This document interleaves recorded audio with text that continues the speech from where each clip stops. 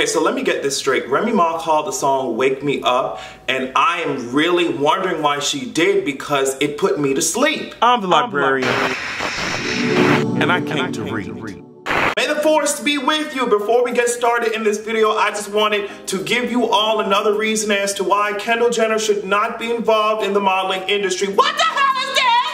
What is this? What's going on, sweetie? You're holding this lightsaber, and I'm not even feeling threatened in the least, girl. You can't control the force. You're not a good saber user, girl. I don't feel threatened. I feel like I could go to this fight with a butter knife, and I would still end up winning. Kendall, stay out of modeling. But we're gonna move on. Make sure that you guys are visiting fortheculturepodcast.com. We released an episode on Tuesday entitled Sounds About White, so I think you guys will get your life with that one, as you will with everyone that we release, okay? Because we are just those girls. Justin, Jay, and I are simply just those girls. Go to fortheculturepodcast.com/contact if you want to send us an email, if you want to send us a listener letter or a question. Girl, we are moving forward in this realm, so just catch up, mustards, okay? And patreon.com/AdrianExpression is the place to go to in order to get my content first, so go on over there and sign up. In this climate of bullshit, we have had a sickening ass election, okay? And this comes in a year anniversary in which Donald Trump dumb ass, in which his bloated ass, you know what I mean, in which his large intestine shaped head ass was elected into office, and him and the rest of his goddamn appointed trash ass, unqualified ass cabinet and administration. So in direct opposition of that, and I guess online they're calling it the anti-Trump wave, we had a lot of diverse people being elected into different positions of office, like mayors and legislators. They had some House seats ready to switch out. You know, these old hoes have been there for 20, 30 years and just imposing the same idiotic sexist and homophobic traditions in their laws and shit. So it was time for a change, and this administration really made that happen, because people are seeing what's going on and they're not happy about it, so they went out and vote, and here are some of the results. Andrea Jenkins, I'll show you a picture of her, has been elected to Minneapolis City Council, and she is the first trans woman of color to do so. So honestly, me personally, I'm getting my life. I'm getting my life, because you tried to stop us, you tried to stop the LGBT community, you tried to stop, you know, people of color and minorities and shit, and here comes a trans woman of color just snatching you by the motherfucker, just snatching your hair, just completely, I'm here for it, okay, as my necklaces are as well, and I'm telling you right now, we're not done yet. Okay, because we have Danica, and she's the first openly transgender person elected and seated in a state legislature. And the gag is, here's the ultimate fucking read and gag. Okay, I'm gonna read it because I want to get this shit right.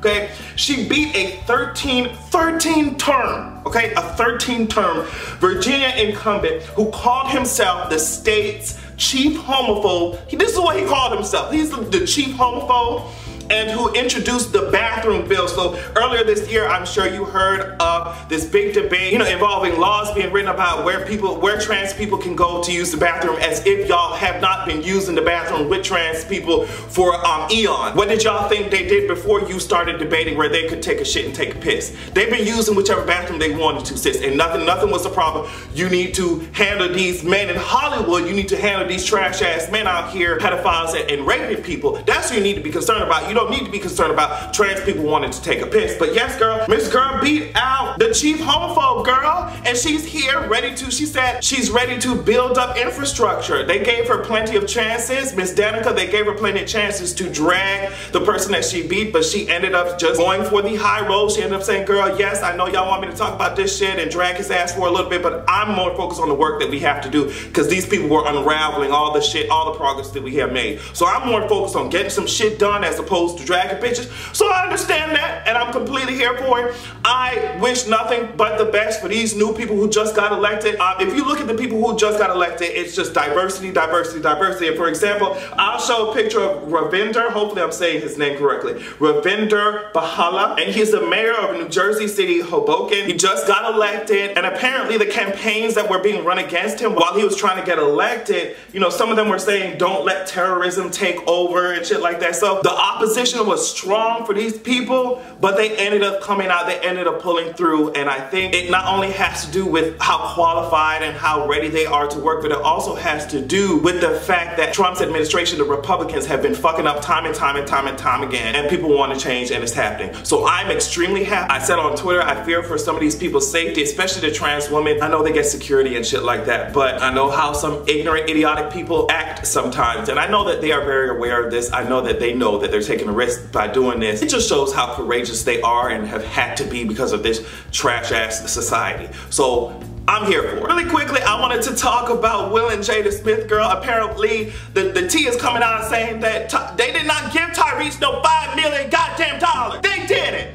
And if you listen, if you go to fortheculturepodcast.com, Justin and I were talking in our latest episode. We're saying like $5 million, no matter who you are, girl, that shit is a lot of goddamn money. Well, I mean, I guess maybe if you're not Oprah, you probably wouldn't even fucking notice that shit out your checking account. But I mean, like $5 million for somebody who only worth like a couple $100 million put together. Like, girl, that shit is a lot of fucking money. So we were just like, y'all must have been really close to Tyrese for that shit to happen. But now we're finding out that shit didn't happen.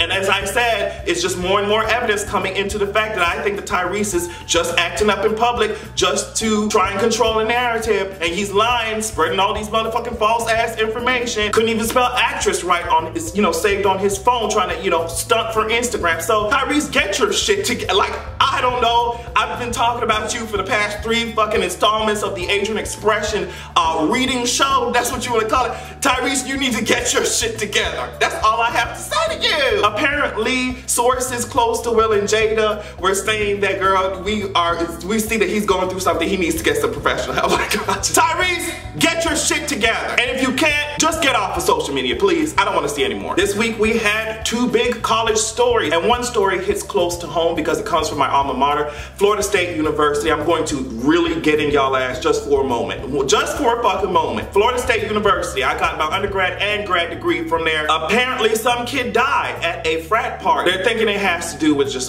binge drinking, over drinking. He was a pledge to the fraternity, so we all know what that means when it comes to hazing and all the fucking bullshit traditions that they had, dangerous ass, deadly traditions that they have. So Florida State University's president, Mr. Thrasher, he said, girl, no ma'am, I'm suspending all fraternity and sorority activities until a new culture is formed. Now, since I was a student at Florida State for years, I know what type of culture is going on in Florida State, okay? I've seen the problematic ass frat parties, I've heard about it. So I'm glad that Thrasher is making this decision to suspend activities until a new culture is formed. But this goes so much deeper, and I don't think that a couple of weeks of suspension will be able to solve it, although I think that this was the right decision, as I said. But having experience living on campus, socializing on campus, I know how dangerous those fucking frats are. I know how dangerous that hazing can be. I know how dangerous the mentalities of some of these fucking rapey ass boys are. The whole fucking system needs to be wiped fucking clean. Alex, one of my friends who did go to Florida State with me, said that he would just prefer if they just did away with the whole thing in general. He says that a lot of these frats are just another way for people to recreate the social hierarchies that they had in high school and just continue to torment people or continue to feel like they're the cool kids again. The culture of frats and shit nationwide needs to be fucking changed. There's no reason for kids to be fucking dying at parties and shit like that.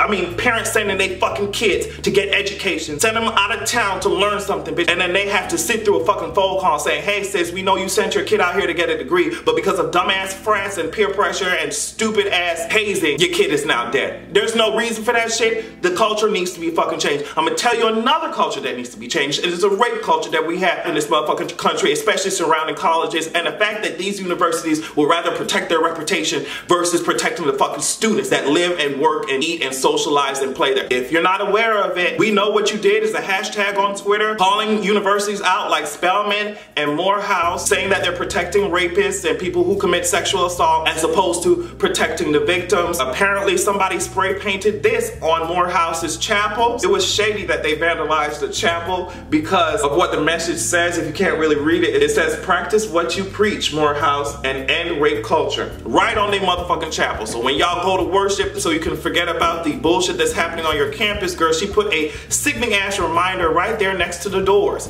saying that if y'all claim y'all this girl, if y'all claim y'all preaching the good word or whatever the hell y'all want to do, let's see some fucking action. And over at Spelman, somebody printed out names of people who are accused of sexual assault and shit and just had scattered them across the campus and said, girl, y'all can't hide anymore. We're not being silenced because of y'all anymore.